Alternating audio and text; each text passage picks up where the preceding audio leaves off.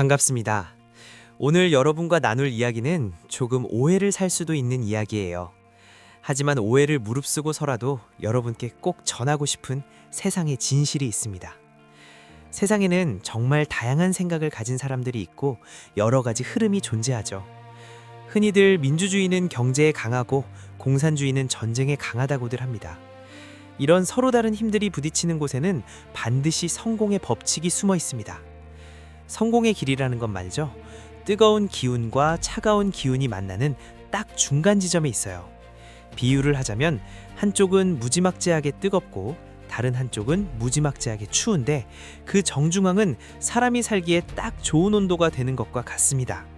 이 길을 저는 수라의 길 혹은 성공의 길이라고 부르는데 이게 일직선이 아니라 아주 구불구불하게 휘어 있어요. 옛날 일본에 풍선폭탄이라는 게 있었습니다. 종이 풍선에 폭탄을 매달아 하늘로 띄우는 건데 이게 어떻게 미국까지 날아갔는지 아세요? 바로 제트 기류를 탔기 때문입니다. 차가운 공기와 따뜻한 공기 사이에는 시속 300km로 흐르는 엄청난 바람의 길이 있거든요. 세상사도 똑같습니다. 이 제트 기류 같은 성공의 길에 올라타기만 하면 남들이 걸어갈 때 여러분은 시속 300km로 질주하게 되는 겁니다. 제가 우리 제자들에게 무의식 중에 가르치는 게 바로 이 기류를 타는 법이에요. 안정만 추구하려는 사람에게는 지금 안정 같은 걸 생각하면 안 돼. 이 기류에 올라타! 라고 끌어당기고 반대로 너무 위험한 모험만 하려는 사람에게는 지금 모험은 금물이야. 이 중간길로 와! 라고 다독입니다. 인간은 가만히 놔두면 자꾸 기류에서 벗어나려고 하거든요. 안주하고 싶어지거나 아니면 너무 욕심을 내서 화상을 입거나 말이죠. 비즈니스 사례를 하나 들어볼까요? 제가 건강식품 사업을 시작했을 때입니다. 한쪽에는 의사들이 처방하는 양약이 있고 다른 한쪽에는 전통적인 약초요법이 있었죠. 저는 그 양극단 사이에 아주 미묘한 틈새끼를 찾았습니다.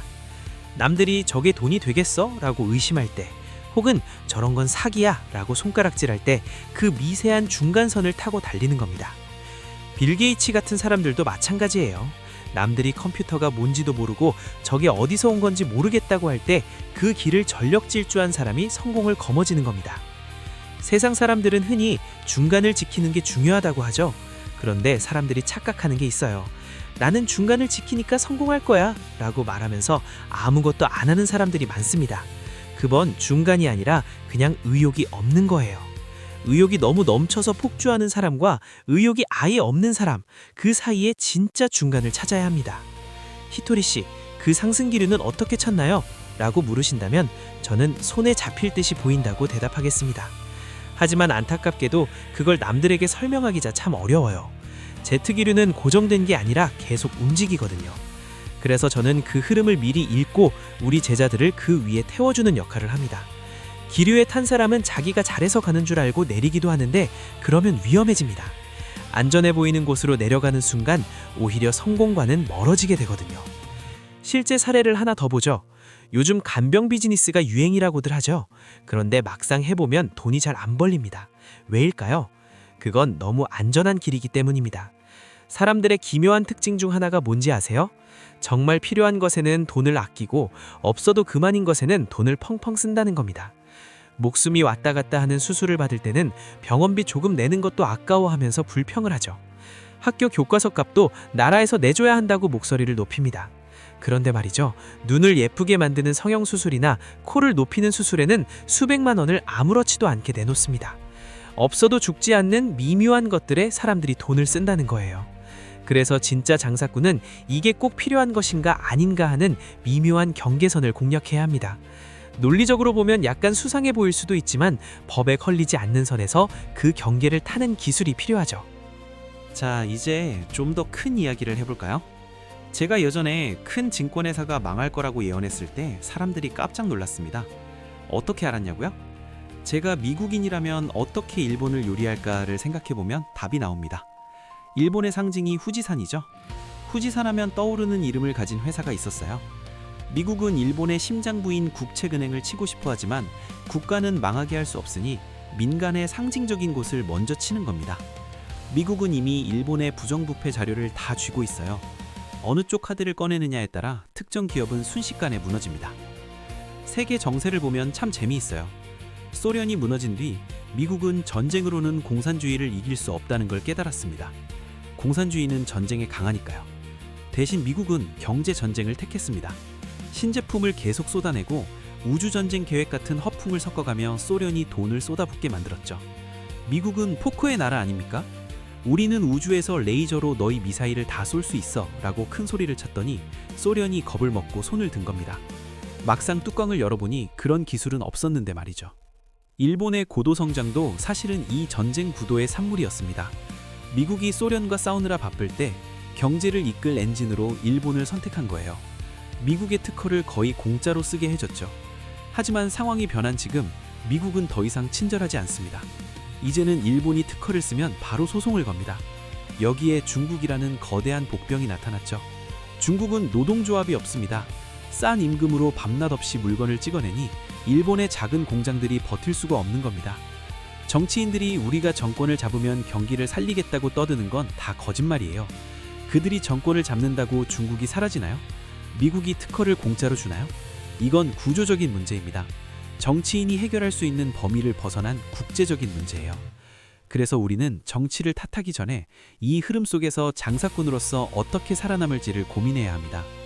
지금 경제는 거품이 빠지고 정상으로 돌아가는 과정입니다. 그동안 우리가 너무 과분한 혜택을 누렸던 거죠. 이제는 속임수가 통하지 않는 시대입니다. 땅값이 떨어지고 건물이 10분의 1 토막이 나도 그게 현실이에요.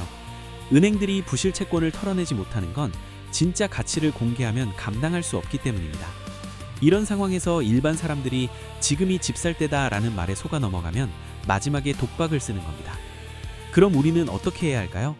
저는 계획하고 꾸미는 것을 강조합니다. 기업이라는 단어의 뜻이 무엇입니까? 계획을 세워 일을 벌이는 것입니다. 나쁜 짓을 꾸미는 것도 같은 표현을 쓰지만 우리는 좋은 일을 치밀하게 꾸며야 합니다. 어떻게 하면 손님이 즐거워할까?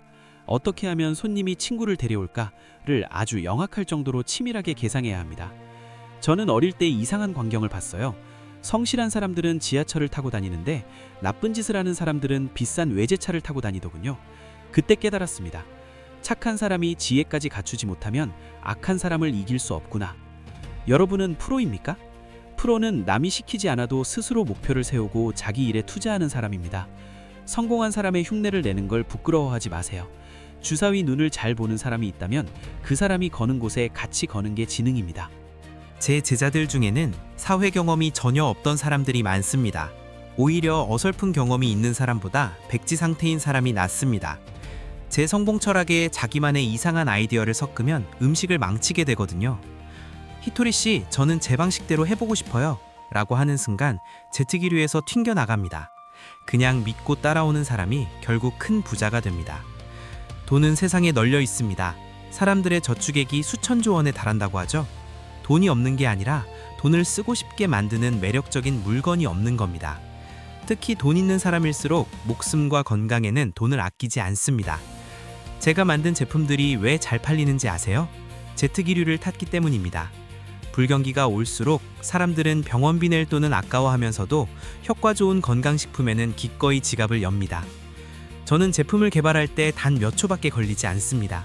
이런 걸 만들고 싶다고 간절히 생각하며 머릿속 에너지를 끝까지 올리면 어느 순간 신이 아이디어를 툭 던져줍니다. 무엇을 얼마나 넣어라 하고 말이죠. 이건 제 머리에서 나온 게 아닙니다. 저는 학교 공부도 못했고 똑똑하지 않다는 걸 스스로 잘 알거든요. 그래서 신의 지혜를 빌리는 겁니다. 저는 신을 정말 사랑합니다. 하지만 종교는 싫어해요. 신은 우주를 만들고 태양과 공기를 우리에게 공짜로 주는데 종교는 돈을 받잖아요. 진짜 신은 돈을 받으러 다니지 않습니다. 이 땅의 모든 자원을 우리에게 빌려준 신에게 감사하며 사는 것이 제 취미입니다. 우리 제자들도 이 마음으로 장사를 하니까 돈을 잘 버는 거예요. 사람들은 저더러 이상한 곳 아니냐고 묻기도 하지만 저는 여러분에게 돈 한 푼 받은 적 없습니다. 오히려 제가 돈이 제일 많아요. 진짜 신이 돕는다면 돈 걱정을 할 필요가 없거든요. 여러분 한 명 한 명이 다 신의 분신입니다. 신사에 가면 거울이 있죠? 그 거울 속에 비치는 당신이 바로 신입니다. 스스로를 소중히 여기고 궁전을 가꾸듯 몸과 마음을 깨끗이 하세요. 얼굴을 환하게 밝히고 윤기 나는 머리카락을 유지하는 것만으로도 운이 들어옵니다. 우리가 이 세상에 태어난 목적은 아주 단순합니다. 웃는 얼굴로 사랑이 담긴 말을 하는 것, 그리고 내 주변 사람들을 행복하게 만드는 것입니다. 어떤 상황에서도 행복하다, 감사하다는 말을 입에 달고 사세요. 가게 위치가 나빠서 손님이 안 오나요? 이런 구석진 곳까지 와주시는 손님은 정말 귀한 분이다 라고 생각하며 정성을 다하세요. 그 감사의 에너지가 기적을 만듭니다. 인생은 소리에서 시작합니다. 모든 것의 시작이죠. 우주가 탄생할 때의 소리도 아주 웅장한 울림이었다고 합니다. 아, 맛있다. 아, 행복하다. 아, 고맙다. 이렇게 긍정적인 말로 인생을 채우세요. 곤란한 일이 생기면 여러분의 머리를 믿으세요. 머리를 쓰면 어떤 어려움도 헤쳐나갈 수 있는 지혜가 튀어나오게 되어 있습니다. 시대가 아무리 변해도 변하지 않는 법칙이 있습니다.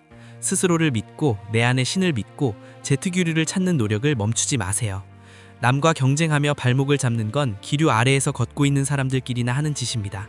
기류를 탄 여러분은 그저 앞만 보고 시속 300km로 달려가면 됩니다.